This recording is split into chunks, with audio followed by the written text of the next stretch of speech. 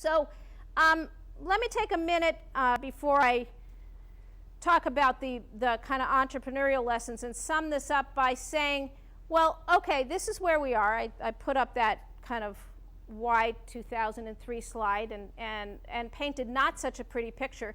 What do we do about it? So this is a slide to just talk a little bit about some of the things that I think we as an industry and any entrepreneurs going out into the world today need to think about as we adapt to where we are today versus what we've come off of for the last 20 years. And the first is that we really do need to adjust our business models and expenses to a whole different growth level. You can have very good businesses in markets that are not exploding if you know what you're doing and know how to manage that. But you can't take the business model that you used in the explosive growth phase and just continue doing it the same way. So there has to be a period of adjusting and adapting.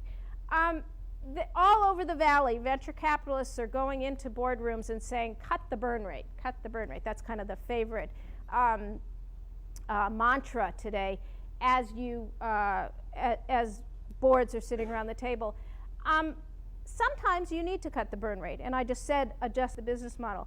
But we have to be smart about what we do. And I see a lot of companies and a lot of venture folks, a lot of entrepreneurs going around and getting confused about what cutting the burn rate means.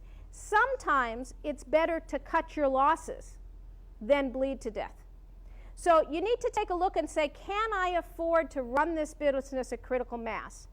Even if it means not making as much money or losing more money or having to raise more money from the outside world. Because if you cut below critical mass in a technology business and you can't come out with the next generation product and you don't have enough salespeople to evangelize, you might as well not do it. So there is a level of critical mass in each business that you just can't cut between it. If you can't afford to keep running at that level, i.e. you're running out of cash and you don't think you can raise more, then it's almost better to fire sale or close up and return the money. Because I see companies all over this valley that the venture folks or the board is bleeding them to death. They will die, no question about it. But it'll be a much more painful death than taking a realistic view and saying, okay, I need to sell these assets or I need to do something about it.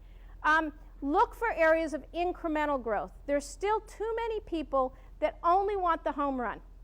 So both the investors and the entrepreneurs, and I have people saying, well, why would you do that? That's a little boring. Well, you know what? It may be the stuff that's a little boring over the next 5 years that succeeds, because it doesn't always have to be the home run. You can actually do very well in this business in building companies that get to be very successful companies, but aren't the Netscapes of the world. When you're looking at either starting something or investing in something, really identify whether it's, don't kid yourself if something's incremental in thinking that it's breakthrough. Because the risk return is, the risk reward and the time frame is different between those technologies. And you just need to be really true to yourself about it. There's nothing wrong with incremental innovation. Every engineer wants to think that what they're doing is breakthrough. Incremental is every bit as important in driving these cycles.